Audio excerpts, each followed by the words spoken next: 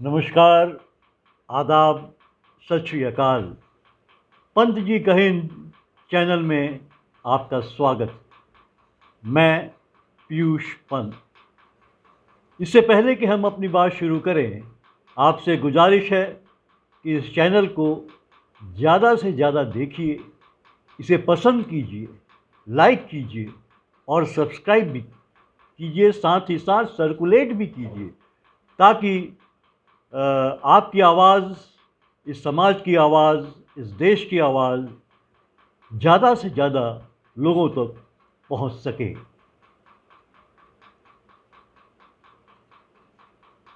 जंग तो खुद ही एक मसला है, जंग तो खुद ही एक मसला है, जंग क्या मसलों का हल देगी। आग और खून आग बख्शेगी, भूख और एहतियाज कल देगी। बम घरों पे गिरे की सरहद पर रूह तामीर जख्म खाती है, खेत अपने जले की औरों के जीश्त फाकों से तिल मिलाती है। क्या खूबसूरत जो एक आप जंग की जो त्रासदी है, जंग की का जो दर्द है, उसको बयां करती साहिल लुधियानवी साहब की ये पंक्तियाँ पूरा उस मर्म को बयां कर रही हैं जो एक जंग बिना सोचे समझे जंग में कूद पड़ने से जो है आपको झेलना पड़ता है। और यही हाल हो रहा है, हम देख रहे हैं लगातार जिस तरह से ईरान और इज़राइल के बीच जो जंग चल रही है, और लगभग जो है 10 दिन हो चुके हैं। हालांकि अभी भी ये बात नहीं है कौन आगे है कौन पीछे है, किसने किसको ज़्यादा नुकसान पहुंचाया, किसने कम नुकसान पहुंचाया, लेकिन नुकसान दोनों का ही हुआ है और बहुत ज़्यादा हुआ है। अगर आप देखिए जो वीडियो आ रहे हैं सोशल मीडिया पे, क्योंकि जो मेन स्ट्रीम मीडिया है, चाहे वो इज़राइल का मीडिया हो, उस पर भी पाबंदी लगी है, ईरान के मीडिया पे पाबंदी लगी है, और दूसरे तरफ से भी बहुत कम इस तरह की खबरें आ रही हैं। लेकिन जो कुछ भी खबरें आ रही हैं, जो वीडियोज़ आ रहे हैं, उससे साफ दिखाई दे रहा है कि कितना भयावह मंजर है वो। जिस तरह से जो है कि आप देखिए आधुनिक जो अट्टालिकाएं हैं, जो बिल्डिंग से जो शहर बसाए गए, वो किस तरह से जो है मिसाइलों के द्वारा जो है भरभरा के जो है गिर पड़ रहे हैं, जल जल उठ रहे हैं। हमने देखा किस तरह से इज़राइल का शहर तेल अवीव, एक खूबसूरत शहर, वो जो है किस तरह से जो है पूरी तरीके से वहाँ पे जो है नष्ट हो गया वो। यही हाल ईरान में है। ईरान में जो है लगातार जिस तरह से वहाँ के उनके उच्च अधिकारी मारे गए हैं, साथ साथ वहाँ पे बहुत से जो सिविलियन इलाके हैं उनमें बमबारी हुई है, उन पे मिसाइल छोड़ी गई है, उन पे ड्रोन से हमले हुए हैं और वो सब तहस नहस हो गए हैं। लगभग जो है जो जो जो आंकड़े आए हैं उसमें 240 के करीब जो है इसराइली जो है वो हताहत हुए हैं वहाँ पे। और इजरायली नहीं, ईरानी जो है, सॉरी ईरानी जो है वो हताहत हुए हैं, जबकि जो इज़राइल के लोगों की जो संख्या कम है वो लगभग जो है कि वो 24 के आसपास जो है वो बताया जा रहा है। लेकिन बहुत लार्ज स्केल पे बर्बादी हुई है। लार्ज स्केल पे देखिए जिन शहरों को, जिन घरों को, जिन आशियानों को बसाने में हमें जो है वर्षों लग जाते हैं, जो आधुनिक सभ्यता की पहचान, आधुनिक विकास की पहचान के जो इंस्टॉलेशन है, चाहे वो इज़राइल के हों या चाहे वो जो है कि ईरान के हों, वो जिस तरह से हमने देखा सेकंड्स में, जिस तरह से वो ध्वस्त हो गए पूरी तरीके से। आप सोचिए क्या इससे क्या हासिल होने जा रहा है। मतलब जिसको बनाने में आपको वर्षों लगे, आपको करोड़ों अरबों रुपया खर्चा हुआ, आपकी अर्थव्यवस्था को जो समृद्ध करने के लिए जिनका निर्माण किया गया, और निर्माण में जो है लगातार जो है आपने मेहनत करी, उसको बनाया गया, और जो आगे चल के जो है वो लगातार आपकी आर्थिक और आपके सैन्य विकास को जो है कि मदद कर रहे होते, उनको जो है एक सेकंड में जो तहस नहस कर दिया गया। और किस लिए? सिर्फ जिद के चलते कुछ सिरफिरे जो लोग हैं जो जिद पे तुले हुए हैं, वो उन देशों के जो नेतृत्व में हैं ऐसे लोग जो इस जिद पे लगे हुए हैं कि हमें तो विजय हासिल करनी है, हमें दूसरे देश को जो है उस पर कब्ज़ा करना है, उसकी ज़मीन पे कब्ज़ा करना है। वहाँ इसराइल जहाँ है, लगातार वो हमास पे जो है लगातार वो हमास पे आक्रमण करता रहा वहाँ, और हमास पे करता रहा, और वो ताकि वो जो है कि वहाँ पे पैलेस्टीनियन का इलाका पूरा जो है अपने कब्ज़े में कर ले। और उसने इस तरह की इच्छा भी जाहिर करी कि उसको और पूरा एक तरह से उन्होंने ऑक्यूपाई कर लिया है वहाँ पे, और जिस तरह से वहाँ के लोगों को उन्होंने भूखमरी के कगार पे ला के रख दिया, और जो है कि उनको पूरा एक तरह का जो है बाड़े में बांध के रखा गया है। वो फ़िलिस्तीनी लोग जो अपनी आज़ादी की लड़ाई लड़ रहे हैं, उनके साथ जो इजराइल ने किया, और देखिए करोड़ों रुपया जो है उसने जो है वहाँ पे, मैं आपको बताऊं, उसने जो है गाज़ा में जो है सैन्य कार्रवाई में जो है इजराइल अभी तक जो है लगभग $67 बिलियन वो खर्च कर चुका है। उससे भी उसको चैन नहीं मिला, तो अब ईरान को शिकस्त देने के लिए चूँकि ईरान जो है वो फ़िलिस्तीन का समर्थन करता है, उसके पक्ष में खड़ा है, वहाँ के लोगों की आज़ादी के पक्ष में खड़ा है, और दूसरा कहीं न कहीं एक जो उनको खबर इस तरह की लग गई हाथ में कि ईरान को जो है न्यूक्लियर पावर बनाना वो बनने जा रहा है, वो उसको नहीं बनने देना है, ये ज़िद आपकी आ गई। जबकि ये खबरें अब आ रही हैं कि ऐसे कोई इस तरह की कोई बात नहीं थी कि ईरान जो है वो एक न्यूक्लियर पावर बनने जा रहा था। हाँ, वो कुछ अपना वो प्रोसेसिंग का, यूरेनियम प्रोसेसिंग का और उस तरह की जो कवायद वो करने चाह रहा था, ताकि वो भविष्य में अगर ज़रूरत पड़े तो उस तरह से जो है वो उसके पास ये ताकत हो। लेकिन एक गलत फहमी में, एक गलत जो है कि खबर का या गलत सूचना का जो है कि सहारा लेके जो है इजराइल जो है लगातार जो है ईरान पे जो है उसने आक्रमण करने की योजना बना डाली। और अब देखिए जो आंकड़े आए हैं उसका क्या है कि जो जिस तरह से जहां उसने जो है इजराइल ने जो है गाज़ा में तो $67 बिलियन खर्च कर चुका है वो, और अब ईरान के साथ जो उसका जंग चल रहा है उसमें जो है एक अनुमान है कि प्रतिदिन $1 बिलियन जो है खर्चा करना पड़ रहा है इजराइल को। आप सोचिए, और अकेले सैन्य खर्च में जो डेली का है वो डेली लगभग $725 मिलियन खर्चा आ रहा है इजराइल के ऊपर। तो करोड़ों डॉलर, अरबों डॉलर खर्चा करके जो है आप हासिल क्या करना चाहते हैं? आप सिर्फ जो है कि कब्जा करना चाहते हैं दूसरे देशों पे, और जो है और वो भी जो है कि आपको लगता है कि आप नस्ली रूप से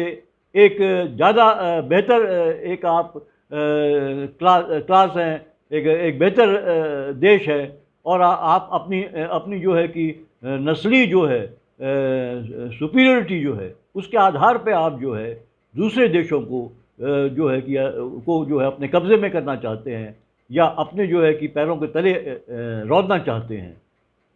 तो ये पागलपन नहीं है तो क्या है आप? और इसका जो है उधर अमेरिका भी जो है उस पर भी लगातार जो है करोड़ों रुपए जो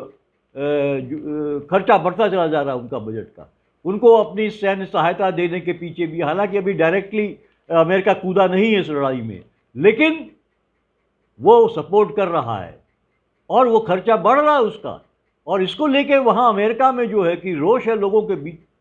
लोग लगातार वहाँ प्रदर्शन कर रहे हैं और ये विरोध कर रहे हैं कि अमेरिका वो जो है इस युद्ध में सीधे तरीके युद्ध में बिल्कुल भी जो है वो जो है कि इसमें कहीं ना कहीं जो है अपने को इन्वॉल्व करे। हालांकि जो वहाँ के राष्ट्रपति ट्रंप हैं, वो भी इस तरह के संकेत देते रहते हैं कि नहीं, अमेरिका नहीं, और वो तो लगातार जो है कि चाहते हैं कि वो शांति स्थापित करे, और इस तरह के दावे लगातार वो कर रहे हैं। लेकिन कहीं नहीं इस तरह की स्थिति बनती दिखाई दे रही। वो कहीं ना कहीं नोबेल जो है शांति पुरस्कार पाने के चक्कर में इस तरह की कवायद कर रहे हैं। यही काम उन्होंने पाकिस्तान और भारत के बीच में जो अभी हाल में जो है जिस तरह के एक कह लीजिए कि कॉन्फ्लिक्ट पैदा हुआ था, जो मिलिट्री कॉन्फ्लिक्ट हुआ था, जो पहलगाम की घटना के बाद वहाँ के आतंकवादियों के खिलाफ जो एक्शन भारत ने लिया, और उस पर भी जो है कि ट्रंप ने ये दावा कर दिया कि वो उनके कहने से ही जो है वो सीज फायर हुआ है। तो ट्रंप तो एक तरफ जो है लगातार अपने को एक शांति दूत सिद्ध करने या पेश करने की कवायद में लगे हुए हैं, लेकिन दूसरी तरफ वो लगातार इस तरह के स्टेटमेंट दे रहे हैं जो इस युद्ध के भविष्य को और के प्रति आशंकित होने की तरफ इशारा करता है। कि अमेरिका साफ साफ वो नहीं कह रहे हैं कि अमेरिका इसमें, हालांकि उन्होंने टाल दिया है अभी अमेरिका का इन्वॉल्वमेंट, सीधा डायरेक्ट इन्वॉल्वमेंट टाल दिया उन्होंने, लेकिन जो खबरें आ रही हैं कि अमेरिका कहीं ना कहीं जो है वो इजराइल को जो है कि सपोर्ट करने में लगा हुआ है, और देर सवेर जो है वो इस युद्ध में कूद सकता है। अगर वो कूदता है तो भारी तबाही होगी। दूसरे देश भी, रूस है, चीन है, और दूसरे देश इस्लामिक कंट्रीज़ हैं, वो सब जो है ईरान के पक्ष में खड़े हो जाएंगे, और फिर जो तबाही मचेगी, अगर धीरे धीरे जो है ये पूरी की दुनिया जो है वो एक तीसरे विश्व युद्ध की तरफ बढ़ सकती है, और पूरी की पूरी मानवता के लिए जो है बहुत बड़ा खतरा पैदा होगा।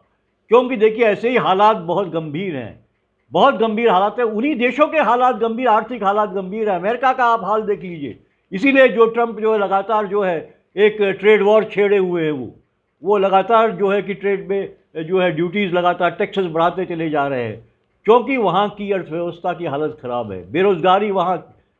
चरम पे है, वहाँ पे लोगों को रोज़गार नहीं मिल रहा है, वहाँ लोग जो है कि बहुत ज़्यादा परेशान हैं, महंगाई बहुत है वहाँ पे, और लगातार कर्ज का बोझ जो है वो जो है कि अमेरिका के ऊपर बढ़ता चला जा रहा है। ऐसे में क्या इस तरह की लड़ाई करना, इस तरह का युद्ध करना तर्क संगत है? क्या मानवता के पक्ष में, या क्या इन देशों के लिए भी क्या के पक्ष में है? इन देशों के अवाम के क्या पक्ष में है? उस अवाम की जो अवाम नहीं चाहती, किसी देश की अवाम नहीं चाहती कि युद्ध हो, क्योंकि युद्ध से कुछ हासिल नहीं होता है, सिर्फ जो है कि बर्बादी होती है और कुछ नहीं होता है। लोग बर्बाद हो जाते हैं, लोग मरते हैं, बेहिसाब लोग मरते हैं, लोगों के अपने ख़त्म हो जाते हैं, लोगों के आशियाना जो है वो तहस नहस हो जाता है, उनकी ज़िंदगी जो है कहीं न कहीं जो है पूरी तरीके से पटरी से जो है उखड़ जाती है। लेकिन इसके बावजूद जो है अपने जो तर्क विहीन जो इच्छाएं आप कह लीजिए, और अपनी ज़िद के चलते जो है ये देश एक दूसरे पे जो है उनकी टेरिटरीज़ को एक विस्तारवाद, अपने एक औपनिवेशिकवाद कह लीजिए, विस्तारवाद कह लीजिए, साम्राज्यवाद कह लीजिए, अपने साम्राज्य का लगातार विस्तार करने के लिए लोग दूसरे देशों पे कब्ज़ा करते हैं, उनके सीमाओं को कब्ज़ा करते हैं, और वहाँ के लोगों को अगर ज़रूरत पड़े तो मारने से भी बाज नहीं आते, उनको उनकी हत्या करने, ख़त्म करने से बाज नहीं आते हैं। तो ये किस तरह का जो है कि आपका राष्ट्र प्रेम है, ये किस तरह की आपकी जो है कि एक सरकारें हैं, और ये किस तरह का जो है कि आप गवर्नेंस देते हैं, या आप कहना चाहते हैं कि ये इस तरह की दुनिया बननी चाहिए। क्या यही दुनिया बननी चाहिए? इसी दुनिया के लिए जो है कि तमाम देशों ने जो है प्रयास किए थे लगातार।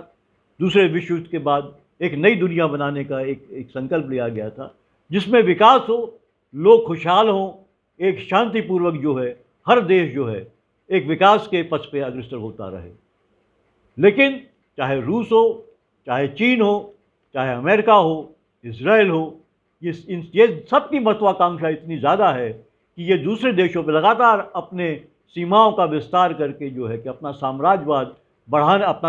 बढ़ाने की ओर अग्रसरित रहते हैं। और इसमें लगातार जो है वो पूरी पूरी पूरी अपने अब न केवल अपने देश के अवाम का नुकसान करते हैं, बल्कि इस दुनिया के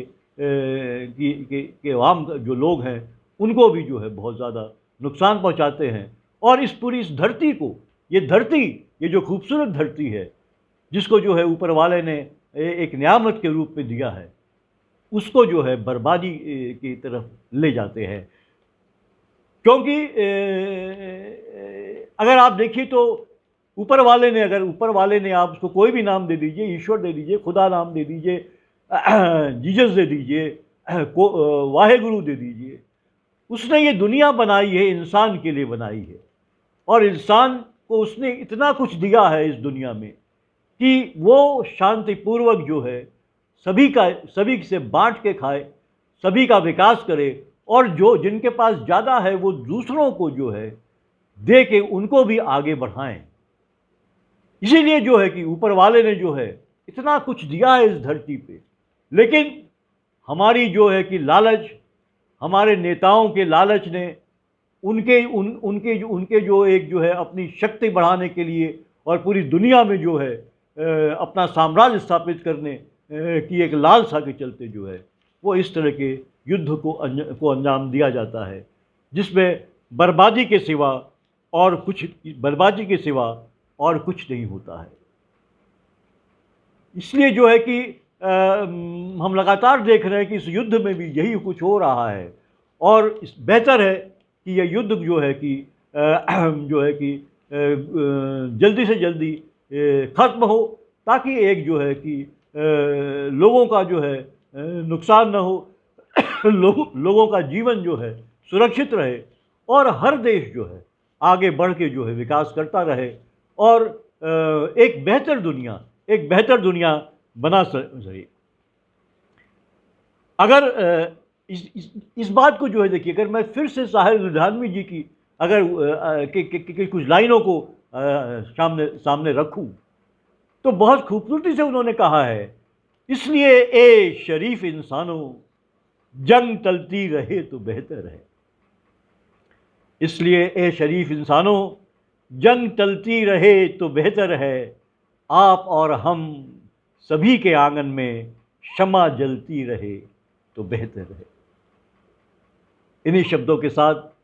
आपसे विदा लेता हूँ, फिर मिलेंगे। नमस्कार।